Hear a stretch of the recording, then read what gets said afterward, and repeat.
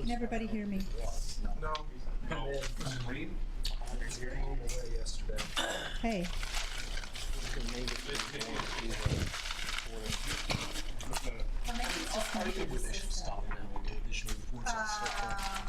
Not the water world.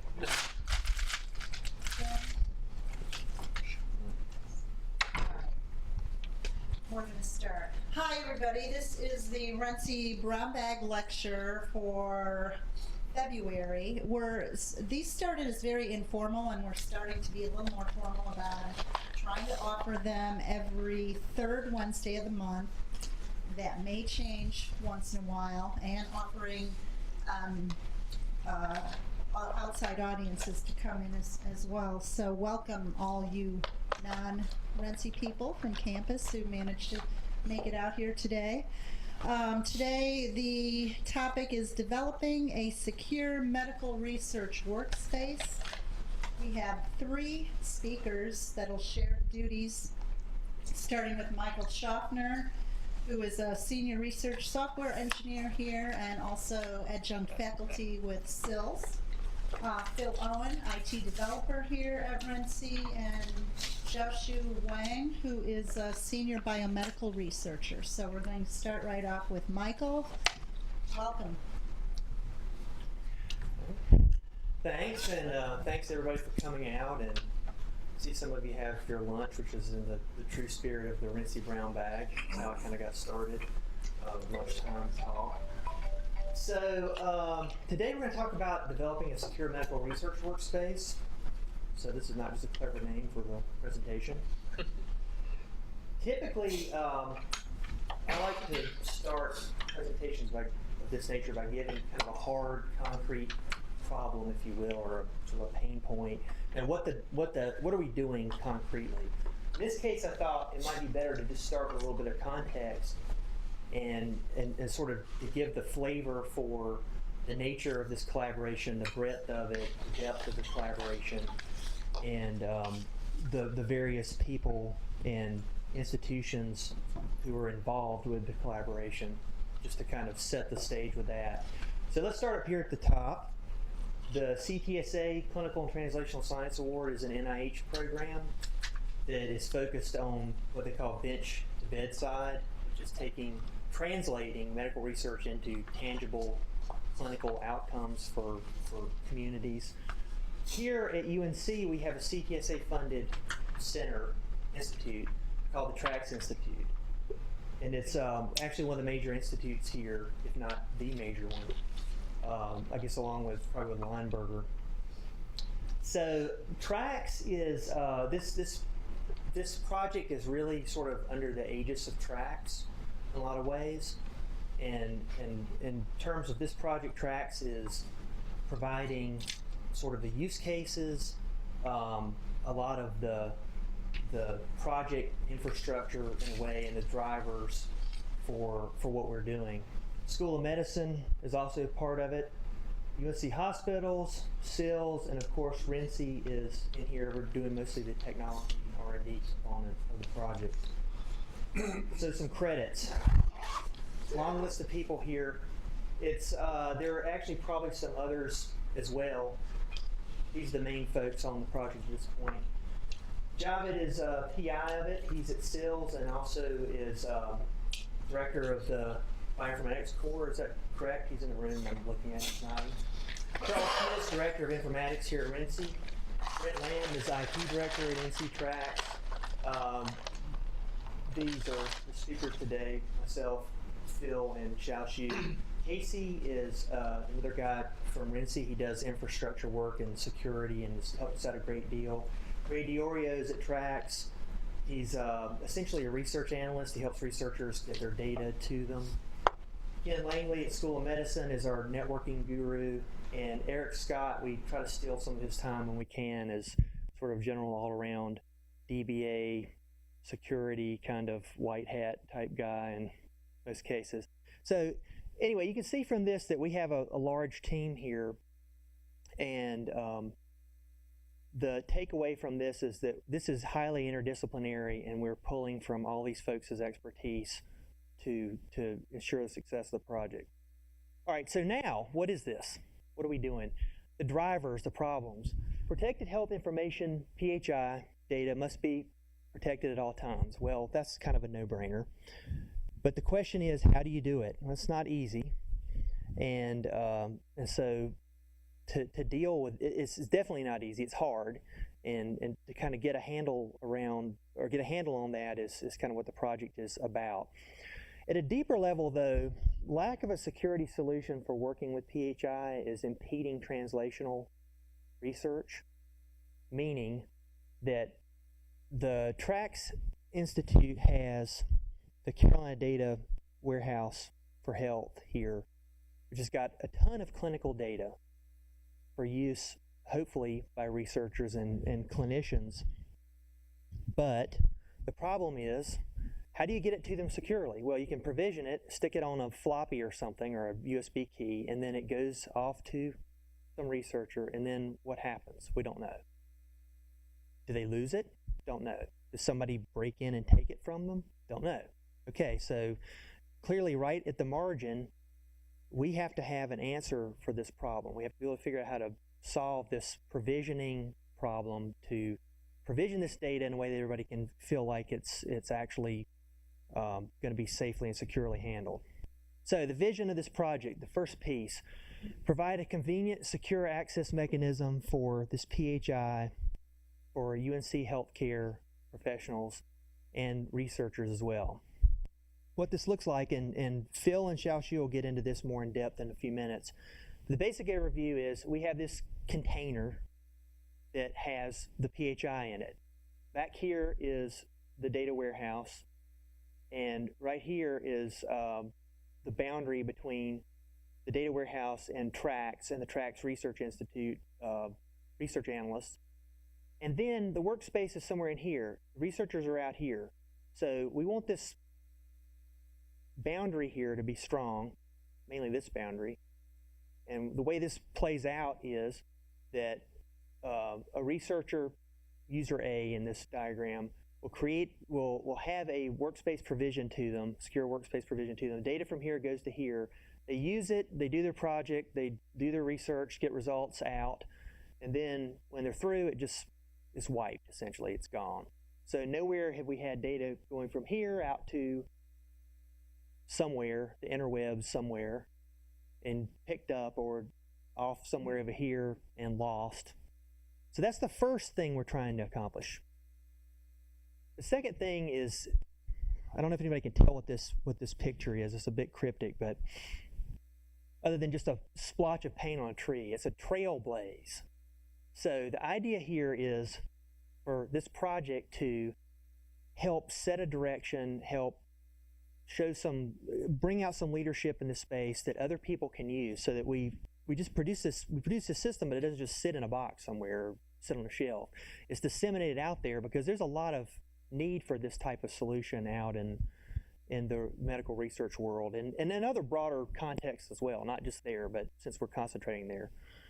So that's part two. And part three, I didn't really have a fancy graphic for this, but maintain a test bed for ongoing development, meaning we have put a lot of work into infrastructure for this project, and in partnership with TRACS, School of Medicine, also ITS as well, and the hospital, which is what ISD is in this slide.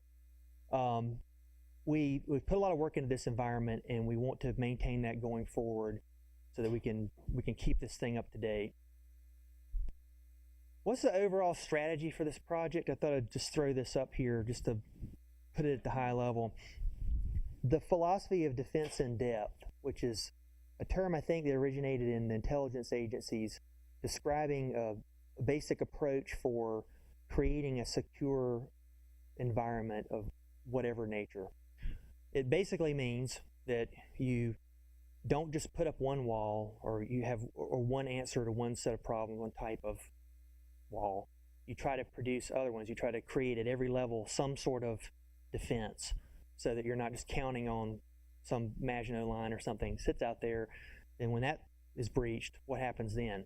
So we've tried to apply this as sort of a philosophical driver for the project. In terms of development, we prefer vendor solutions when we can get them. Not easy to find them, that work according to, that work at all, actually. A lot of it's vapor, a lot of it works partially.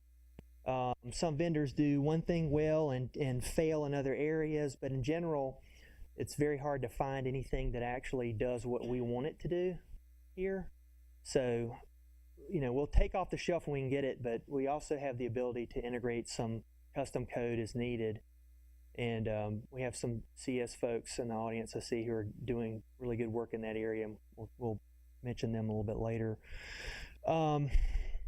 We track ongoing security research, which is also kind of a function of keeping in touch with CS and IS researchers in this space who are really doing some things that are out more on the bleeding edge than we can be. Test, and test again before it goes into production. It's hard to overemphasize that one, but it's crucial. So now I'm going to turn it over to Xiaoshu to do some overview of the technology landscape and some of the drivers in the DLP space to give a background for that. Right. Yeah. So my name is Xiaoshu Wang. So I'm going to give you guys an overview of the involved technologies, for implement a secure workspace. So roughly, we have a workspace. So I draw, intentionally this wall is kind of vague, because the workspace can be a laptop, can be a, organization, so. But then basically, these blue lines represent the data flow. So you have data in and out. So concerns about the jargon of security, if you go to the marketplace, so in general, I think you can divide the security software or system into two parts. One is called intrusion protect system. Usually this is a firewall or some other kind of technology. Basically, the purpose here is to prevent the intrusion of the system, to prevent some hackers, hacking the system. So basically, this is more of like access control, authentication of the identity. And then there is, to prevent data leak out of the workspace. So, these two words, data loss protection and data leakage protection is used interchangeably, but I prefer leakage because sometimes if you say, if I put data on my hard drive gets corrupted, data is still lost. So I think the data leakage is more appropriate, in terms of semantics to imply what's the meaning. So the definition, the data leakage is basically the unauthorized transmission of data from within an organization to an external destination.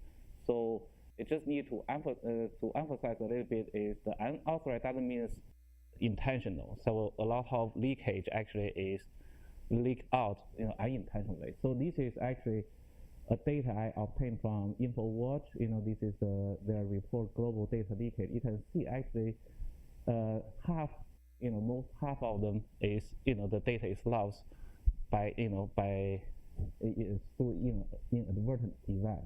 So the types of leaked data, basically you can divide them in two parts. One is the private identifiable information. So this kind of data is more private but not a secret. So like, your social security number, patient's, medical record. So to prevent this kind of data leak out of organization, a lot of it is mostly for policy compliance. So the second kind of data is intellectual property. This is a rough category, I think, but the difference between these two categories, this is more of a secret.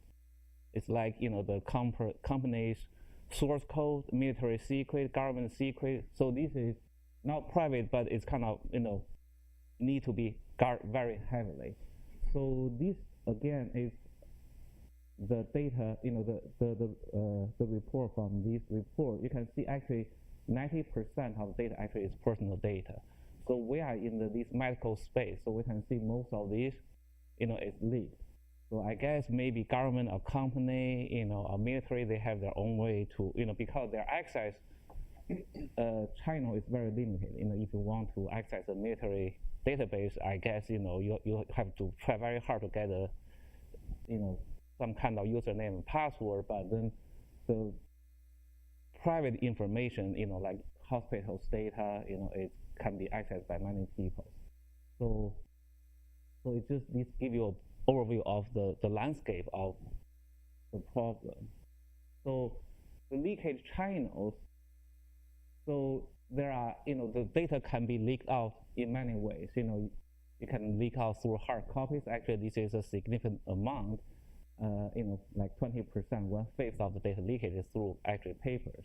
And then there's through mobile computers, mobile data carriers like, the flash drive, CDs, and desktop. So this is usually, hackers get in of some kind of, theft, stole the computers, and then there are some others and archived media.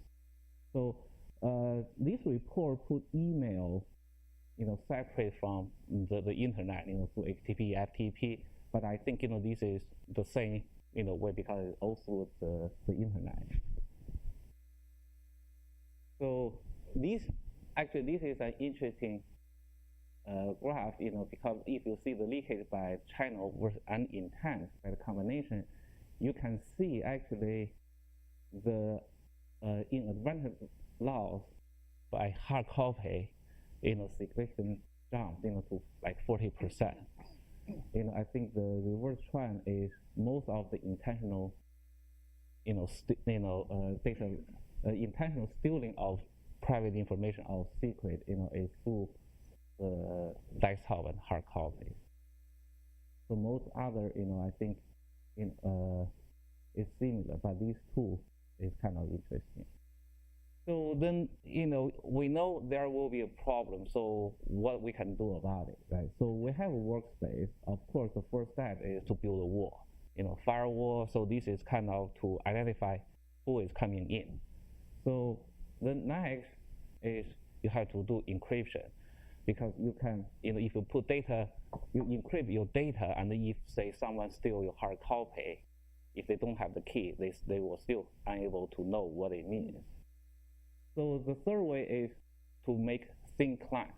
The purpose of making thin client is to, make the data not come into, say your laptop.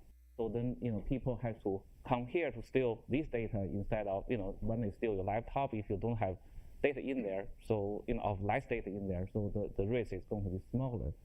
And then to further prevent, the theft of the workspace, so you make a virtual workspace. So that means you centralize, your hardware somewhere, and then you only instantiate the machine. So then your data is, you can heavily guard your, the hardware. And also, when you provide also when you make a virtual space, a workspace, you can make a cut-down environment, so you can control what kind of software and data, is there. So it gives you more control. And then the first step is to check the data going out of this workspace. So this is where data loss leakage prevention technology is in. So there is another one is to provide auditing capability. You need to track and logging of everything happens here. So this is, in the event of eventually some, data was logged, and then you can, this one will give you the capability to say, okay, who is doing what, at least to cover your own fault, right, in certain sense. So now I'm talking about, the technologies on these data loss, data leakage prevention technology. So there are several channels of DLP technologies. So the first one is, of course, you have a lot of, data storage. So this, there are a lot of technology developed to scan, your NAS, your database. So the purpose is mostly to identify the hotspot of the data leakage, because if you know, so most of the private data is on this location, so you can put more measures or actions towards that. And the second is to check on the network, to check the network traffic, email, instant messengers, web, and that sort of thing. So the third one is to guard, the the move storage. So this is what they call endpoint protection. So when you talk to DLP vendors, they will tell you, okay, we do network DLP. They will sell you the whole package of doing things. But for us, what we are mostly interested at this stage is the endpoint, because we are going to provide a VM which has very limited internet capabilities. So but then we are trying to prevent people at least to know if people has copied some kind of sensitive data to their portable drive. Sure. The endpoint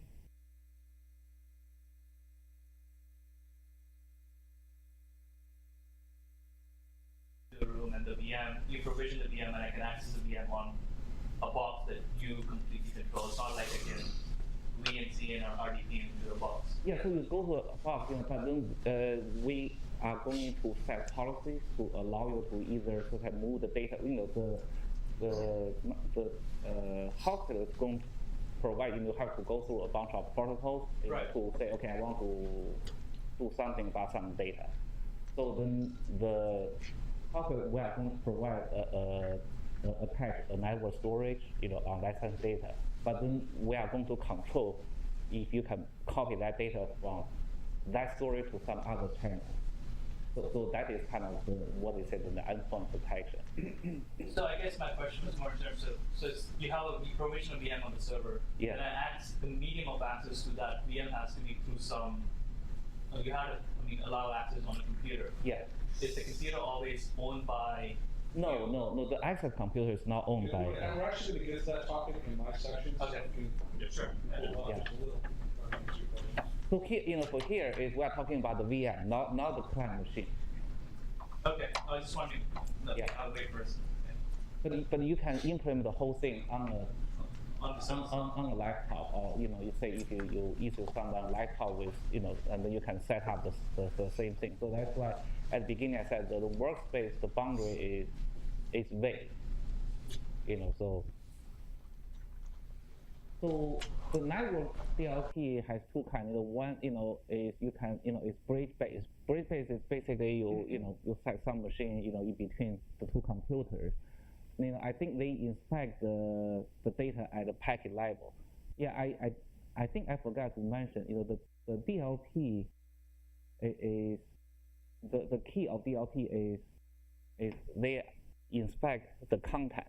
It's not just to inspect to know who is doing what, but then rather they will inspect whatever the traffic is going out, and then they are going to try very hard to figure out if the traffic contains some kind of private information. Yes. Data warehouses, the data there, the PII has not already been scrubbed, so you have. But no.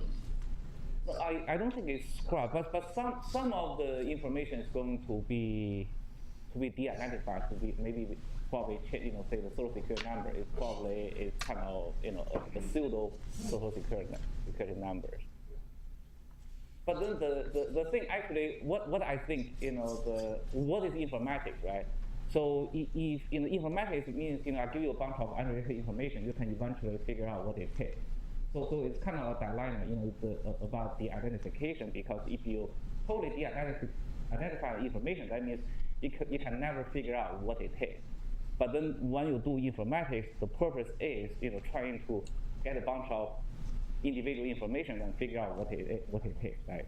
Well, maybe we'll hold it for later, but it probably becomes far more challenging if there is a lot of free-form data that's in your data stores containing this sensitive information that somehow you need to sanitize, you need to detect even with your DLP. It's not clear what that DLP will be looking for. So we can talk about that. Yeah. I just wanted context of that. Yeah, I think maybe the flag a few slides down the road we can talk about, because I'm going to talk here I'm going to talk about what is the basic algorithm and methodologies that they try to detect to inspect the content. So for the network DLP, I think the very early solution is to do bridge, but basically they inspect at the packet level. So although they claim it's possible antagonist because you don't care if it's HTTP, FTP, because eventually it goes to the internet protocol, which is you inspect packet. But the problem is, you don't know what the format of the packet. So basically, you can only inspect the content, say, the destination of the IP address, so the semantic there is quite limited. So then I think the most of the current DLP solution is based on proxy, so basically you send a message not, straight to the outside, you send to a proxy server. The proxy server is going to unpack the document, they have to figure out, if it's a Microsoft Word or a PDF or some other encrypted data, then they try to inspect the content and then to tell you if you are allowed to do this or not. So yeah. That the proxy has all encryption keys for any protocol? No, the encryption is the hardest. So usually, I think, if you want to really enforce, you can allow people doing encryption while you can inspect it. You have to set up this, okay, this is the way you have to encrypt the data. If you choose a different method, the traffic is going to be blocked. I see. So if I'm accessing using RDP and if they set up an SSL connection, you need to know. Yeah, you need to know the encryption protocol and necessary keys, that sort of thing. Okay. Because otherwise, nobody, otherwise the encryption loss is perfect, right? If anyone can reverse engineer it. So, but then the encryption is, but then the policy, the institution has to set up a policy. Says, if you have to encrypt data, but you have to encrypt data with this method and this set of So you criteria. provide the certificates for it. Yeah. So then you can inspect it. You can set up, your proxy server to say, okay, once you get this, you encrypt it and then check it and then. If a packet can't be decrypted, it is wrong. I'm sorry. If you can't decrypt the packet, it's just wrong. So you can set up a policy. It depends on the content. If you, so this is eventually, in the future direction, we are going to collaborate with other people doing policy engineering, because then, the life is so diverse, right? So there are so many information, security is kind of always countered with the convenience. So the more security you put in, the less happiness your worker is going to be, because they are going to get pop-up message every time they move their mouse, probably, so then they are going to be annoyed. So, but this is where the challenge is, so you have to try to maximize your security but minimize the inconvenience to the user. So discover DLP, basically, there are two ways. You can do, there is a server base, there's a client base. For the server base, you can just develop a server, either as an appliance or a software, and then you just, scan all the available network storage, you can figure out, and then, the client base is you can actually inspect. To scan, so such as someone's laptop, once they connect it, you can, you scan their storage, and then you communicate with servers, and then to tell them if their laptop contains, sensitive information. So the endpoint is, DLP is to enforce the policies as, the last boundary, mostly is for, the portable storage, and they can monitor and prevent data movement, to the content vectors. So I think, the more advanced endpoint DLP actually hook up to the OS kernel level, because then you can actually monitor the activities like such as copy and paste, that sort of thing. And also, they also need to monitor the printing. That's why I said a lot of leakage actually is, through, the inherent leakage actually is through printing. So this method of algorithm, the method means, so what the DLP software need to know, they need to understand, the protocols, once they send, through, say, HTTP or HTTPS, you have to know how to get the, the sort of clear text. And you have to understand the data format, you have to understand, what kind of file format, they are using. And then you have also need to have the ability to do encryption, decryption. So you either set up policies or, and then you have to set up, to reverse engineer some of things. So the basic algorithm to detect, if some document or some traffic is hot or not is, the most basic is you set up a bunch of keywords. So you scan document, assuming it's plain text, you find the keywords, and then you are going to raise a flag, and you send to a DLP product. They will, say how I'm going to respond according to the set up the policies. And then the next is to do regular expressions, such as if you want to figure out, the key, someone wants to send out the social security numbers, credit card numbers, that sort of thing. So you can use regular expressions. So, but this is, it's kind of more rudimentary. You are, if an intentional theft, they are not going to just do, these simple methods. So there is also the fingerprinting technology. So the full fingerprinting, basically you just create a hash, then when someone sends a file, you do a hash match, then you think, they are sending a sensitive document. If you have to pre-record what is the sensitive information.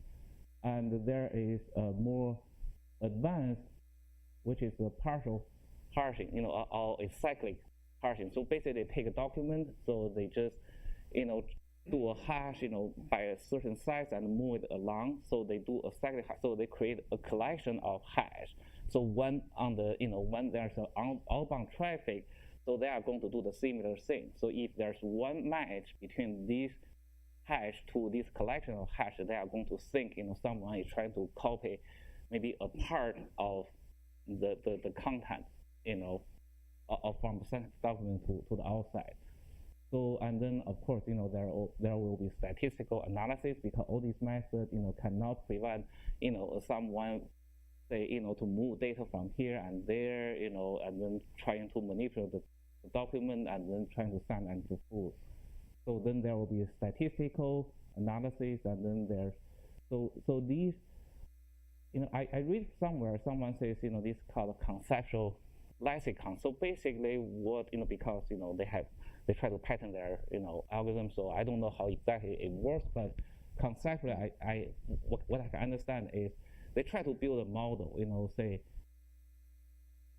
it's like if you build all the characters of the whole English literature, you can create some kind of signature that says, how many A, is used, how many B is used, that sort of thing. So this is basically probably trying to build a model through a collection of lexicon.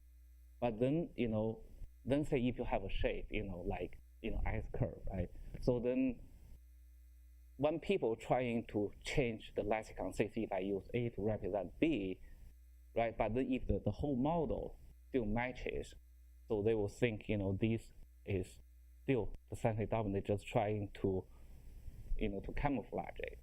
So because they are trying to patent their technology, so I have no idea, but I just read from brief description and from, what I can understand. So this is what I guess what they are doing. So that's why they said conceptual lexicon is not syntactic lexicon. It's more of, they build a semantic model with some kind of, entities in there. So this is probably my last slide. So basically, there are a lot of vendors was doing this. Actually, you can see a lot of big companies named here, but actually most of these companies never developed this product before. So I think 2 or 3 years ago, there is a series of acquisitions. So there are like a lot of DLP vendors, small companies, but then all these security companies start to occur, one by one. So, but so this is a market analysis from Gartner. So basically, so it shows you who are the leaders in these categories and who are the visionaries, niche players and challengers. All right, so now I'm going to handle the mic to Phil. So Phil is going to talk about what we are doing, what we are actually doing now. So. Right, thank you. My name is Phil Owen, and like Xiaoshu and Michael have discussed earlier, Michael has given us an overview of the challenges at UNC, and Xiaoshu has told us a little bit about what DLP is and what is working out there currently. So what we're trying to do here, and to sort of recap, is provide and facilitate a working environment for the researchers at UNC. And this environment should protect the information that's been given to them. It should be noted that the major data warehouses and data marts are controlled by the techniques that are currently out there today. They're password protected, they got firewalls on them. But when a business analyst takes this information, or a subset of this information from the data warehouse, and provides it to the researchers, like Michael explained, it's really, where's it going? And so to try to track and make sure that we make sure that doesn't fall into the wrong hands, we want to give them an environment that protects that.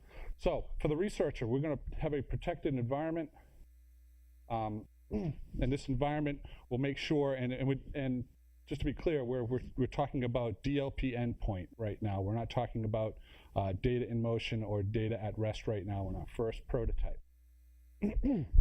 This environment is where this provisioned data, this data subset that has been extracted from the main data warehouse, is gathered up and planted for this researcher. And on this virtual environment, and it's a VMware instance, will provide the researcher with the tools that they need to work on this data. In addition, it's very important that we provide the right sort of analysis on this data so we know where it's going, where it's been. So we're going to provide security auditing capabilities, so if a policy was violated, we know who did it, what it was that caused this security violation, and how to follow back and find out what exactly happened. In addition, we also want to track how this data is being used by the researchers. So we will also be able to gather up research data usage metrics. Who's logged into this virtual environment to do their research type of activity and reporting. So I have to apologize. This is a very busy screen right here, and it doesn't translate very well to broadcasts like this. But we can make it available to you if you're interested. Just to quickly go through it, I'm going to start at 11 o'clock, and I'm going to go right around where we start with the actual researcher, and he collaborates with a research analyst to gather up the subset of information that he wants to do to do the research that he's doing. So the research analyst at this point will go and he will collect, or he or she will collect information from the data warehouse that is important to the researcher. Meanwhile, he will also request from an administrator a virtual workspace, and this is, like I mentioned, a VMware virtual instance that the researcher will eventually log into via RDP or equivalent. And so, VDI? So is that a VDI instance, or is that an actual virtual machine you're creating on the Virtual machine. Yeah, and that is, in addition to that virtual machine could come from a pool of already defined virtual machines that's specific to a class of researchers, like it might have Microsoft Office on it, or SAS, or things of that nature. So the administrator of the VMs would just have to grab one from his little basket of tricks and provision the data that the research analyst has gathered up to create a workspace environment for the researcher. In addition, as we walk around down through the clock here, there's extended supervision services right here that are defined that a project auditor might use to keep track of how this workspace is being used. So if we talk a little bit about what's going on here in the secure workspace, the researcher here will connect to the UNC network, either a VPN or something of that nature, or he might already be on the UNC network. The idea here is a secure connection, and he will instantiate a VMware instance for his workspace. Now this workspace will have, like I said, the tools on it, so this researcher can do his research, and it also has DLP endpoint protection on it. So any information that this researcher uses, data will come in, but it's subject to analysis if it tries to make its way out. So we've identified that that the The researcher will have research data that's been provisioned by the research analyst. He will also have refined research data that he's pulled in from maybe other projects that he's worked on and things of that nature, so he can bring them into his space. However, when he tries to push that information out via printing or other DLP channel or vectors, he's stopped if this information violates a policy. And of course, we have workspace usage auditing, where we have the DLP services are being provided by a third-party off-the-shelf component, and a security administrator can review all of these policies and create new policies and look at some events that may have occurred in the past for a forensic analysis in case some policy was violated.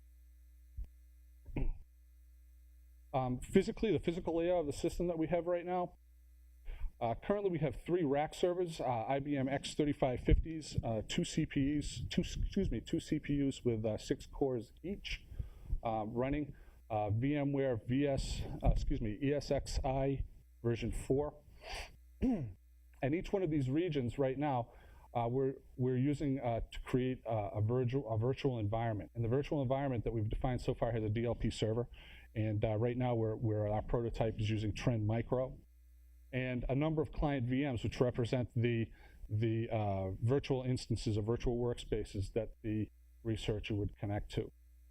Each virtual environment is on its own regional subnet, so traffic is limited to their region only. And we can see here that a researcher would have some sort of secure connection and maybe a VPN, or he may be connected already to the UNC network to gain access to these services. An administrator would also have access to administer the servers or any policy policy setup that they need to do for the environment. And finally, the analyst would also have virtual machines to do their work as well, so the data stays within the environment still, even though the analyst, so the analyst in this case is also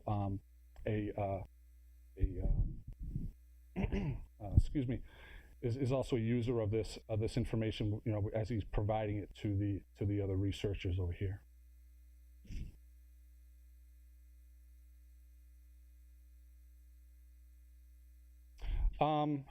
No, but the channels for the VM are such that information, or we have control of the information that goes out of the VM. Even copy paste, if they try to copy or paste something out of the VM, we have the ability to block them via policy. RDP. So it's RDP, right? Mm-hmm. And you're tracking cut, copy, paste within RDP? Yes. Okay. And anything that any vector that the researcher could use outside of this virtual instance is being watched, if you will. And that's using the Trend Micro solution right now. And it's an endpoint solution. It's not following data that's in motion or data at rest or fingerprinting. Well, I was just wondering, what about screen captures from the host OS? That's something that we're trying to grapple with right now. I mean, there's nothing to say that a person couldn't take their phone and just take shots of their monitor. Yeah, if you have a good idea, we'd like to hear it. That's something that we've discussed as well. We thought, if someone would try very hard, they can wait, they can have a low time, and right now we can never demand anything unless you install a micro camera in my hand, implant something, and just say, okay, I'm going to monitor every step you are doing. So right. Basically, I think there's no way of preventing that sort of act. So like screen printing, I think screen printing will probably hack into the kernel and record, but then if they take a cell phone, nowadays the camera is so lightweight, what they can do. Well, I was just thinking in terms of, you've got this client running on the host machine, and there's certain things you can do on the host that, obviously you can't control. I guess kind of what I was thinking of, I think the medical school, for their electronic test taking, they basically lock the whole machine down. whether or not that might be something, that's Yeah, it's not going to cover everything, but that would be Right. Yeah, and that's one of the points that we like to try to make here too is that you want to develop a set of policies that control the data or inadvertent or malicious movement of this data without imposing a lot of restrictions for the end user. So there's always that balance there. There's always that fight. I think in principle you could provide like 3 or 4 client machine and then put in a room with security cameras monitoring 24 hours. But then the thing is, how many researchers is going to do that? So I think the purpose for this is mostly to prevent people from inadvertently doing things uncarefully and leak data out, say through emails, say, oh, this is the data you wanted, and then boom. So that sort of, so this is I think the main, because most researchers have trust, otherwise, why even say cares them, so. Yeah, and we have to admit that this is a prototype right now, and we know we have a lot of things that we need to look at, and so it's constantly evolving right now. David, go ahead.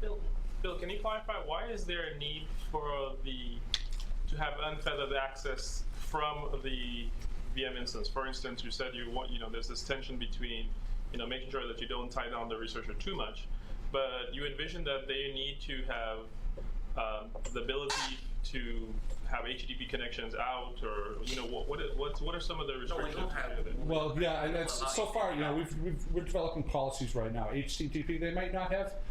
Certain researchers may not have HTTP access, and using the Trend Micro product, we've identified ways to do that. So I think what it really comes down to is knowing what the data is and how it moves, and what the best way is that we can protect the researcher from doing something stupid. It's better than the system that's in place now, of course. So, like I said, it's an evolving sort of thing that we're working through. Issues that both of you gentlemen are coming up with. Sure. How do you prevent a user from copying and transferring an entire instance of a virtual machine? The servers are locked down, so they're not going to be able to get at the root VMD DK files. So. How much of an overhead is having for performance because of all these external policies that you don't apply on huge we haven't noticed significant impedance of performance on these VMs. We've got a lot of we've got a lot of reserve power over here, and we restrict the number of client VMs to some certain amount. So I think Lydia is asking. I think you're asking how the DLP product is going to. Because we're having all these DLP and policies that you have implementing on the usage of data and then how the transfers are going on. So if you have a huge amount of data that you want to pass in. Right. Yeah. And the data was passed in through a separate provision, so they are going to provide an NAS and then going to mount it to that VM. So I don't think that it's going to hit the performance because most of the activity, the channels, if you don't say you want to move from this hard network drive to that location, so you're not going to trigger any kind of DLP event. So you can work, running all the algorithm, whatever you do on that VM. So it's not going to trigger DLP. But only if you want to go out to do something, you say, okay, I'm going to leave this virtual environment to move some data and try it out. So then that DLP is going to. They're applying all the statistical tools on the local secure workspace, and then the results will be transferred back to where the host machine is. That's right. Yeah. Some. If we go back a couple slide right here, since these data sources, if you will, are within the medical workspace, so we know DLP applied to them. It's a trusted zone, if you will. But if you try to move something off of this, like say you have a share on the UNC network that is outside of your medical workspace, that would be subject to policy enforcement. To answer your question about big data sets, frankly, I can't say that we've tried it on terabyte size genomic data or anything of that nature. And I would expect, just logically, that it would have an impact scanning huge files. something that we haven't really addressed or even tested against in our current environment. So if you have, I mean, I'm confused by that. So if you have the terabyte data set, then when the workspace comes up, isn't the data already going to be mounted there? Yes, it would. So it wouldn't necessarily be outside of the domain of the workspace. Yeah. But if we're talking about something like you're trying to move it off to a computer at Purdue or something of that Right. nature, then that would be. But that would be slow. But you don't want them doing it anyway. Right. So it'd be blocked Yeah. essentially. Right. So it'll be yeah, this. slow, and that's a good thing. Right. So here I am, just the last couple of slides here. We talk about the product that we've currently installed as part of our first prototype, and how Trend Micro goes about developing policies and enforcing policies for endpoint DLP. We see that you would define a digital assets, which is the keywords and patterns and fingerprints that Xiaoshu was talking about earlier, and as well as file attributes, like we can search for files with specific file extensions and things of that nature.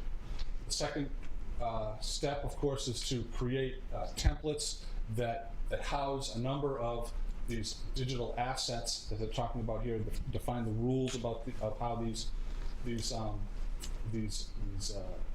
assets are being grouped. And then we'll create a policy where we would identify a target, in this case one of the secure medical workspace virtual machines. We select the channels or vectors, whether it's printing we want to look at or SMB shares or things of that nature. We select, create templates and actions on what to do when a particular policy has been violated. And of course, all these policies are downloaded onto the client, so the client is responsible for enforcing all of these policies that are defined within the server. And finally, there's a monitor where you can create reports and things of that nature, so you can find out who's creating policy violations, etc. VJ.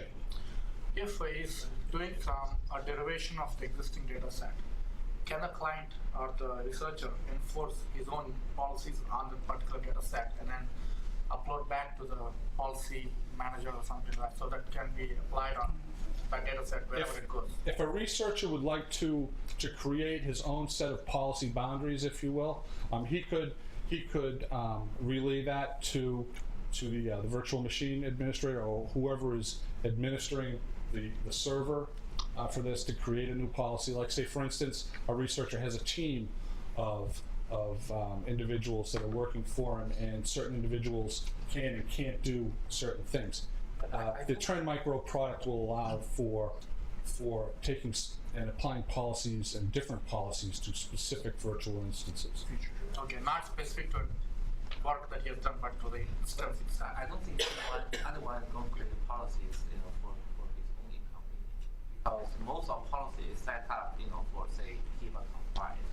That means, when you manipulate or touch patient data, you have to adhere to the government's compliance. If there's no government mandate, no one is going to care about that, right? Because there are laws. So this is mostly for, say, okay, we allow the researcher, he applied the RIV, he say, I want to access it, so we said, okay, you access this data and use it legally. No one is going to say, okay, I can only allow you to do these things and that. So that is not going to happen. Okay. So just one question. So go ahead. in this model of yours, if you have, say I have a researcher working on something and I derive data from a data set, will the policies apply on the derived data as well? Will it track the changes through? It's actually called fingerprinting, something that we haven't delved into yet in our prototype. But theoretically, the DLP, the hashing of information and fingerprinting data would also take care of derived data as well. I think it's yes or no. Say if I do an algorithm on a patient data, and then say I generate a table containing some micro record, but this is not compliant with HIPAA. So, but if you want to send this data out, the traffic, assume it's a clear text, it's going to be scanned. And if it's not compliant with HIPAA, it's going to be blocked.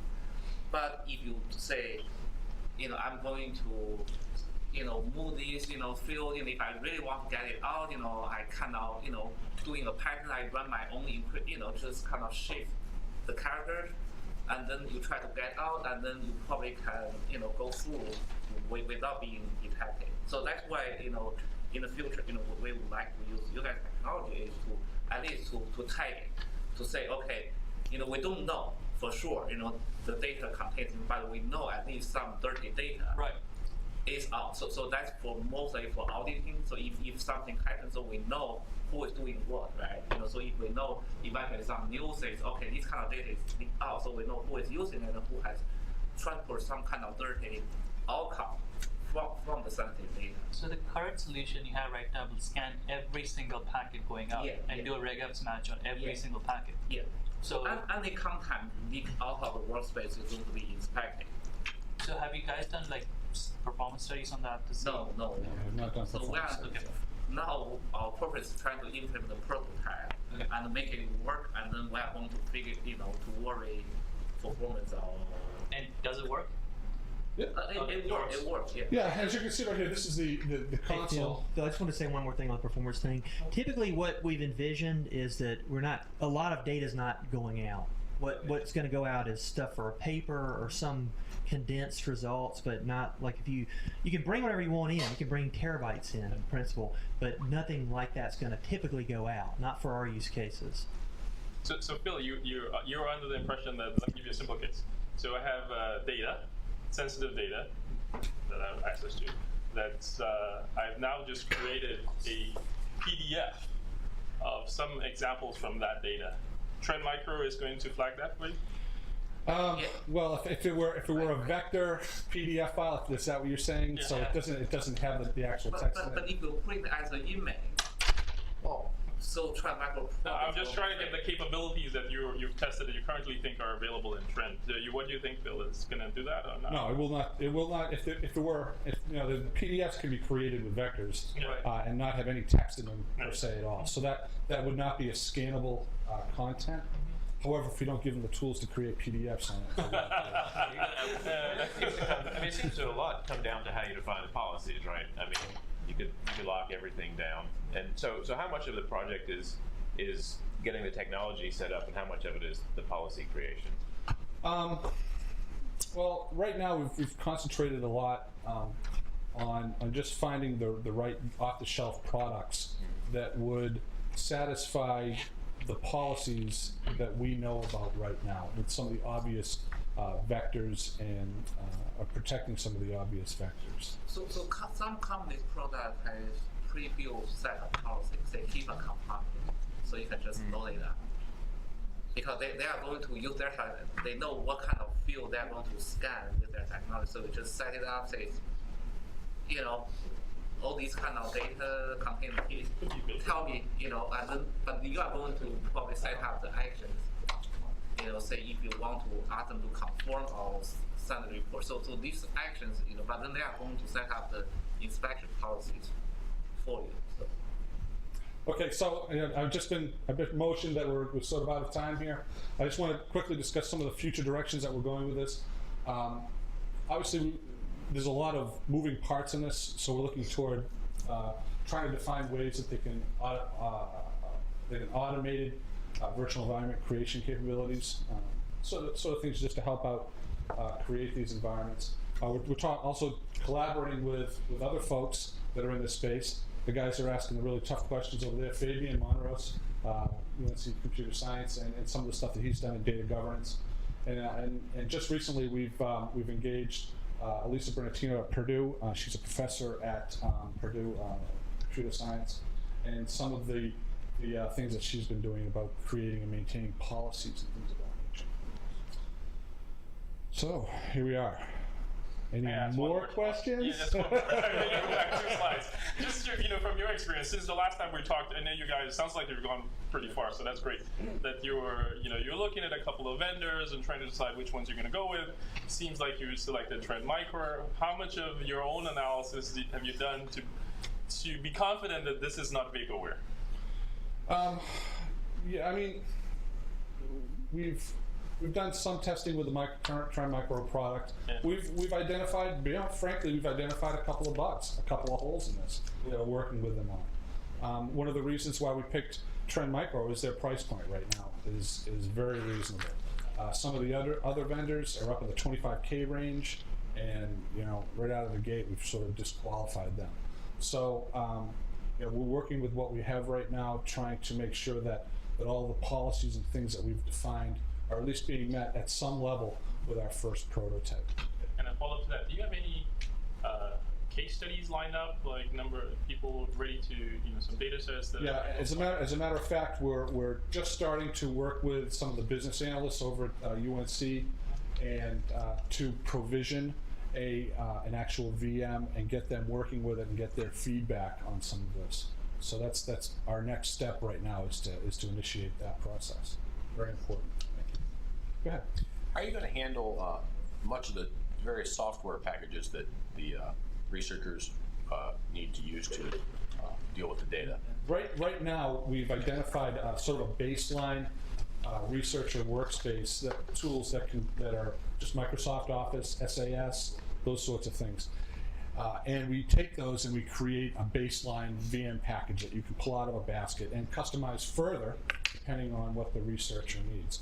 So if a researcher needs some other third-party tool to do their thing, then certainly we would take one of the common ones out of the basket, modify it, and then provide it to the researcher so they can do their job. And what about the licensing issues, where a lot of times researchers will buy the individual license themselves? Do you think you'll mess around with that, or just simply say you're going to buy a license and it's going to reside here? Yeah, I mean, if the end user has the licensing for it, then by all means, then they certainly have access to use that product. Right now, we're only talking about products that are available via some sort of volume licensing that are available through UNC and all of their subsidiaries. But just to follow up on his question, so you are in the images that you create, they do have permissions to install other programs locally, right? On that, what do you say? No. No. And that's something that we're still discussing right now. Is just how tight we need to lock down these virtual workspaces. I mean, basically, all we can do is just put an equal sign up on the screen, and that's all they can do. So based on Windows policy enforcement, group policy enforcement, things of that nature. So, and that's one of the key things here is that now that we've got an environment that's defined, we can strictly control exactly what they have access to on that environment. Once again, trying to stop the researcher from shooting themselves in the head. I had one really small question. Do you know, of all the content you have, what percentage of the content is really stuff you care about? Like, for example, I have a huge document and then I have like snippets of social security numbers in them or names that I really care about, versus the rest of the document is just... Yeah, the files that I've seen so far are, like you said, Word documents, Excel documents, Access, databases, things of that nature. I don't know how big they're going to get. They could be huge. I've heard a number of varying descriptions of how big and how small this data is, depending on what the researcher is trying to do. So, I mean, that's another discovery process that we have to go through here. And hand in hand, we're going to be working to see, is the system actually performing well? It doesn't hinder the researcher. So, yeah, it's something that we're trying to engage the researchers on right now to try to find out. When the next leak happens from the system, will there be tools available to examine the leaked data versus what's inside to know, okay, well, these 5 people touch this data, let's start with them and see who handled that? If you look back here, and this is some of the testing that I've done in our environment. This is the administrative console for the Trend Micro product. What we see here is we see that there has been an outbreak right here.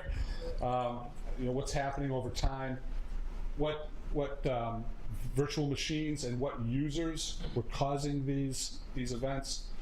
So there's in this particular product, there's a lot of ways that you can report on exactly what policies were violated and what violated them and who violated them. So there's a way forensically to go back in time to find out, okay, it was Johnny, so, you know. What about for items, though, that you aren't aware that a policy was violated? You know, let's say someone puts a screen reader on and copies that way, then at least you could go back. Will you have a way to say, okay, this is the data that's out on the outside, compare it to what's on the inside, and these people had access to it? Yeah, I don't know if I can speak to that right now.